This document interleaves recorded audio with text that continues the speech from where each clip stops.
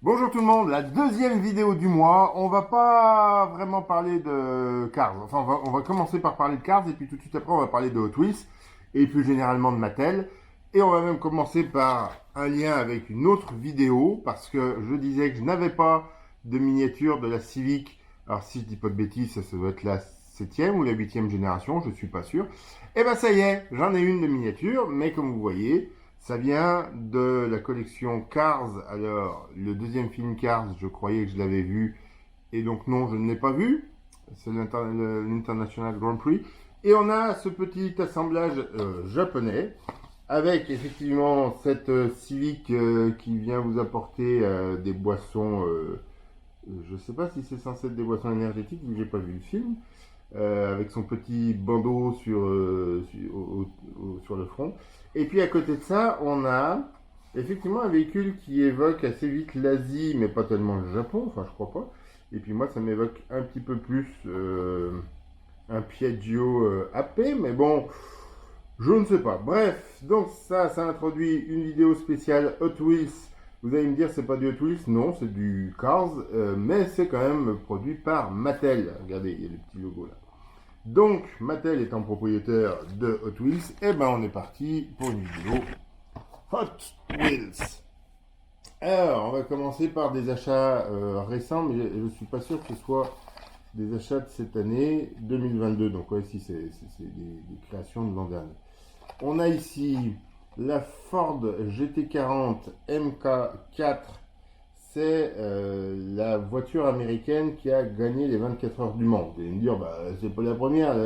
Et ben en fait, la première GT40 qui a gagné, c'était une anglaise avec un moteur américain.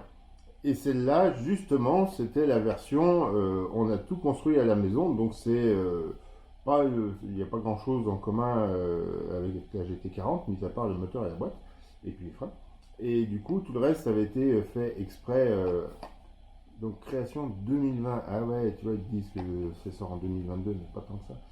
Et donc celle-là, elle a gagné une fois, et puis l'année d'après, les protos étaient interdits. Donc les GT40 qu'on gagnait après, c'était le retour des GT, c'est-à-dire des voitures vendues pour rouler sur la route, avec un moteur avec un gros moteur de plus de 3 litres, puisque du coup les protos étaient interdits à plus de 3 litres. Voilà, donc ça c'est la GT40 de 1967, donc 67 c'est l'année après le premier sacre qu'on a vu dans un film. Et puis ils sont revenus au Mans pas mal d'années plus tard, 50 ans plus tard, avec une nouvelle Ford GT qui effectivement est la descendante de la GT40, mais je suis désolé, quand on les regarde comme ça, est-ce qu'on n'a pas plus l'impression que c'est la descendante de cette version-là de la GT40 que de la première? Ça, je vous laisse le soin d'en décider par vous-même. Donc ça, c'est la GT40 qui a remporté sa catégorie 24 heures du Mans avec Sébastien Bourdet, entre autres, au volant. Je ne sais plus avec qui il était d'autre. Voilà, ça date aussi de 2022 et c'était dans une série avec des turbos, 9 sur 10. D'accord, bon bah je sais pas, j'ai vraiment pas cherché à suivre, je sais pas ce qui... Ah, tant pis. Allez, on reste chez Ford avec la Mustang Mach-E. Donc la Mustang, c'est la pony car la plus célèbre au monde. Et ils en ont repris le nom pour en faire un SUV avec deux trois éléments esthétiques qui évoquent vaguement la voiture sportive. Mais pour se donner bonne conscience, ils ont fait une version sportive du SUV. Voilà. Je n'ai absolument aucune idée de savoir si... cette voiture dans la vraie vie a couru quelque part? Est-ce qu'elle a mené est-ce qu'elle a participé à des vraies compétitions? Je sais pas, donc si vous savez, bah, n'hésitez pas à me le dire. Allez, on continue, on parle de compétition. Ça, c'est un achat vraiment très récent, mais de quand ça date? Où est-ce que c'est écrit? Et ben, je sais pas. Et ben, tant pis.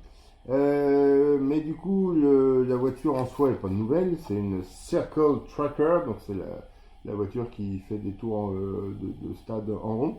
Et c'est dans une série de super-héros. Donc il y a, voilà, ça c'est la Spider-Woman, Spider-Girl, je sais pas, je connais pas.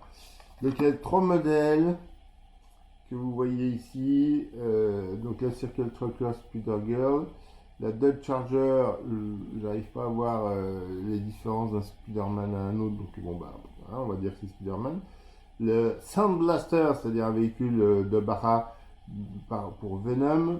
La Camaro avec un gros moteur qui dépasse, et je suis incapable de dire à qui ça s'adresse. Et puis une cheville hélice. Bref, moi ce qui m'intéressait c'était la Circle Trucker parce que quand je faisais des vidéos de course, je me disais que j'aimerais bien avoir une série. J'avais la série NASCAR. Je me disais ce serait rigolo de faire une série qui s'inspire de l'Euro NASCAR et qui soit en mailing, c'est-à-dire que les gens vous envoient une voiture pour participer à la compétition. Je me disais le plus simple ce serait d'avoir un modèle, je choisis un modèle et comme ça je peux faire l'Euro NASCAR où chacun a envoyé sa voiture. Ce serait cette voiture-là parce que ça ressemble un peu à une voiture de NASCAR, mais pas tout à fait. Donc c'est le même principe qu'une Euro NASCAR. Sauf qu'en fait, des Circle Truckers, c'est pas facile à trouver. On n'en trouve plus trop c'est rare d'en trouver une en neuve. Donc celle-là, est-ce qu'il y a une date de dessus 2006? C'est ça. Hein. Et donc je suis très content quand j'ai vu celle-là, je l'ai acheté tout de suite. Mais bon, bah, ça m'en fait 3. Et je vais pas aller loin avec 3, je vais pas faire une série complète. Et j'ai déjà essayé de faire un mailing, une compétition dans laquelle les gens pouvaient envoyer leur voiture et personne ne m'a rien envoyé. Donc je recommencerai probablement pas.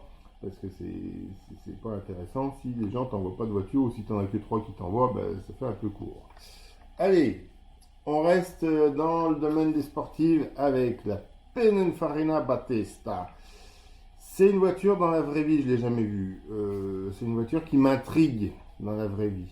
C'est-à-dire que Pininfarina qui dessine les Ferrari, dessine une voiture concurrente des Ferrari, mais qui ressemble quand même beaucoup à une Ferrari. Est-ce qu'en dessous c'est une Ferrari ou est-ce qu'ils ont complètement conçu tout? J'en sais rien. Pininfarina a été racheté il y a quelques années. Donc j'imagine que c'est les nouveaux propriétaires. C'est une lubie d'avoir de relancer des véhicules de la marque Pininfarina. Je sais pas. Encore une fois, là, je me suis un peu déconnecté de toutes ces choses-là parce que ils vont en faire combien? Une centaine et puis basta. Donc bon, voilà, j'ai pas trop accroché à l'histoire. Si vous avez plus d'infos dans les commentaires, n'hésitez pas évidemment. Mais voilà, c'est une voiture qui m'intrigue. Est-ce que c'est un soubassement de Ferrari? Est-ce que c'est une conception complète, totalement nouvelle? Sans aucun partenariat avec Maranello. Et du coup, comment est-ce que Maranello va réagir si leur designer habituel, leur prestataire habituel commence à s'émanciper? Est-ce que Pininfarina serait capable vraiment de vendre des voitures? On l'a vu avec McLaren, ça a été un épiphénomène, ça a été très très fort. Et puis bah, là, ils arrêtent certains modèles qui ne vont pas relancer, notamment sur les petits modèles. Voilà, c'est plein de questions, aucune réponse, désolé. Hop, une Tesla Roadster. Alors Tesla, ils sont très forts en termes de marketing et le marketing aime bien inventer des bêtises. Par exemple, le coupé 4 portes ou le SUV coupé, ça ne veut rien dire, c'est même contradictoire. Et donc, la première Tesla qui a été commercialisée, c'était un véhicule qui était sur une base de Lotus Elise, donc c'était un Roadster, c'était un vrai Roadster, il l'avait appelé tout simplement Roadster. Là, c'est, je pense, une série 3 coupée. Et du coup, bah, ils ont voulu donner l'impression que ce serait une vraie sportive et ils l'ont appelé Roadster. Mais c'est pas un Roadster, c'est un coupé. C'est même pas un coupé, c'est un coach. Voire c'est une berline lift. Je sais pas. J'en ai jamais vu en vrai. Je sais pas si c'est joli à voir. Je sais pas si. Bon, voilà, je suis intrigué. C'est une marque intéressante. Mais voilà, la miniature l'est peut-être plus. Allez, on complète aussi, tiens, un autre lien avec une ancienne vidéo. Je vous avais montré plusieurs achats de voitures de Retour vers le futur. Je suis en train de me dire que dans Retour vers le futur, il y a plein de voitures intrigantes. Surtout quand ils vont vraiment dans le... C'est quoi? C'est dans le deuxième où ils partent dans le futur en 2015? Ou c'est le premier où ils font ça? Je sais pas, bref. Je pense que ce serait intéressant. Je vais me noter ça dans un coin pour l'année prochaine. Quand j'aurai du temps, je ferai des recherches. Et je documenterai peut-être les voitures du film Retour vers le futur. Mais d'ici là, vous aurez oublié, moi aussi. Alors, ça c'est une voiture de cinéma. C'est pas n'importe laquelle, c'est la Time Machine, c'est une DeLorean. Là où on va, on n'a pas besoin de route Marty, voilà, avec le super réacteur à déchets, et puis après, hop, 88 miles à l'heure. Voilà. Est-ce que j'ai quelque chose à raconter là-dessus? Je sais pas, je la trouve rigolote, c'est tout. Je trouve quand même qu'elle est assez bien finie. Vous voyez les fils, enfin les câbles qui passent, qui sont en couleur. Pour le coup, il y a un peu de, il y a un peu de détail. Ils ont fait attention à rendre quelque chose qui a de la gueule. Et du coup, bravo, parce que c'est pas toujours le cas et que des fois, ils ont des séries un peu moins réussies. Et puis que, comme je l'ai déjà dit dans une ancienne vidéo, Hot Wheels, quand j'étais gamin, c'était pas de la qualité, quoi. C'était un peu difforme, c'était pas terrible. Bref. Maintenant, Hot Wheels, c'est des choses qu'on comprend pas. Hot Wheels, c'est la car culture. Toutes les voitures que je vous montre là, finalement, c'est vachement intéressant pour retracer un peu l'histoire automobile, tout ça. Mais des fois, ils sortent des bizarreries. Voilà, donc le coupe-clip, eh ben, je sais pas si c'est censé être une. Je sais pas ce que c'est censé être. Ils ont fait Experimotors, c'est rigolo. C'est censé être un porte-clés tout simplement. Vous voyez, on passe l'anneau là dans l'arrière de la voiture. Et puis du coup, vous avez un porte-clés. Alors si vous avez une voiture qui a un peu cette forme-là, c'est rigolo. Ça évoque plusieurs voitures. Il y a des artisans anglais qui font ça. Éventuellement une Ferrari GTO, peut-être. Je suis pas sûr que ça irait bien avec ma voiture à moi. Après, ça peut être rigolo de créer sa propre voiture porte-clés. Il y en a qui le font. Bon, je ne suis pas encore allé là-dedans. Et puis, je parlais de car culture. Ben voilà, ça c'est une voiture qui va évoquer des souvenirs à plein de gens. C'est la Lancia Delta Integral. Donc c'est une voiture qui a été, je sais plus, je crois 8 fois, enfin qui a remporté 8 titres de champion du monde des rallyes, 8 titres constructeurs. Et avec les titres pilotes, ça doit en faire une douzaine. Donc c'est, je pense, je suis à peu près sûr que c'est le record dans la catégorie parce qu'elle a duré assez longtemps. C'est une histoire particulière, c'est rigolo, mais ce modèle-là en particulier chez Hot Wheels, il a aussi une histoire. C'est, je pense, le dernier modèle dessiné par Ryu Asada, qui est un des designers entre guillemets célèbres de Hot Wheels.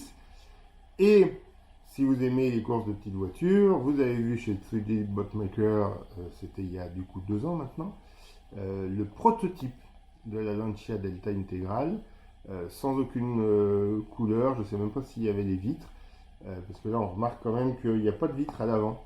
Ils mettent des vitres, mais les vitres avant sont ouvertes. Donc c'est pas une vraie voiture de rallye, parce que la vraie voiture de rallye, il y avait juste la petite trappe au milieu pour passer le papier au contrôleur. Et donc Ryu Asada avait envoyé le proto dans la série de 3D Boatmaker. Et elle avait d'ailleurs réussi à gagner pas mal de courses. Voilà, et Ryu Asada est décédé de sa maladie pas longtemps après. Donc là, on a un modèle qui est très chouette, c'est la car culture.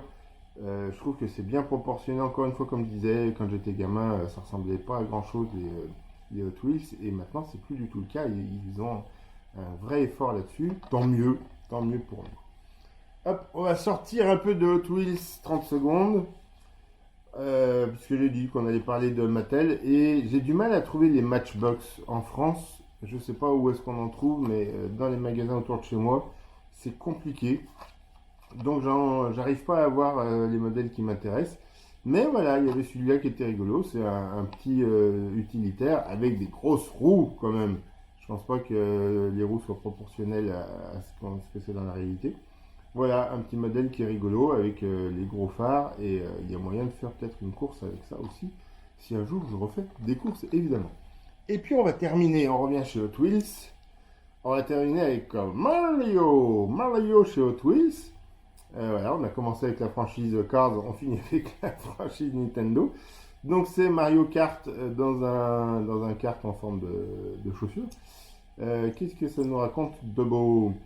Sneaker Nintendo, ouais, donc voilà, Hot Wheels 2018. Ça, c'est une voiture. Alors, c'est pas du métal, hein. Ah, quoique, si, peut-être. Ah, si. Bon, j'ai rien dit. L'huile, non. Lui, il est en plastique. Mario, ok, ok. Mais surtout, ça va pas tout seul, en fait. Ça, je l'ai payé très cher, parce que moi, c'est la voiture qui m'intéressait. J'ai trouvé rigolote, puis j'avais envie d'avoir une voiture Mario. Mais en fait, il est en train de se décrocher, Mario. Non, peut-être pas. Ça va, pour l'instant, tout tient. Mais en fait, ça va avec ceci, qui est un lanceur. Voilà. Hop, on arme, on met la voiture. Hop, ça éjecte la voiture certainement très loin. Et l'objectif, c'est de viser là-dedans. Et quand ça va arriver là-dedans, ça va faire rouler ce gros obus. Voilà, de quoi occuper les gamins pendant un petit moment, je crois. Bon, pourquoi que les gamins, d'ailleurs? Moi aussi. On essaye? Allez, on essaye.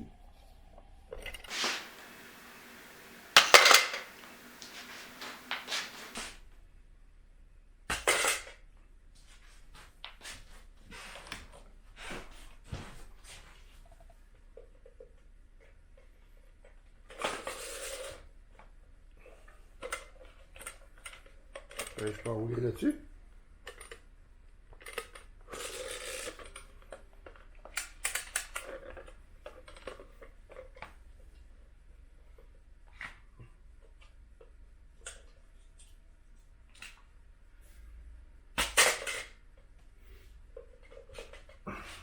Et bah, voilà, j'espère que cette vidéo vous a plu. La prochaine, dans 2 semaines, sera consacrée à des Renault. Elle sera sans doute un peu plus longue que celle-ci, qui est déjà pas mal longue. Je pense qu'on a dépassé le quart d'heure. Elle sera un peu plus longue parce qu'il y en a beaucoup à présenter. Des choses plutôt récentes, mais pas que. Il y aura aussi des vieilles fabrications. Alors revenez nous voir dans 2 semaines. Et puis entre-temps, n'hésitez pas à aller regarder les vieilles vidéos de course.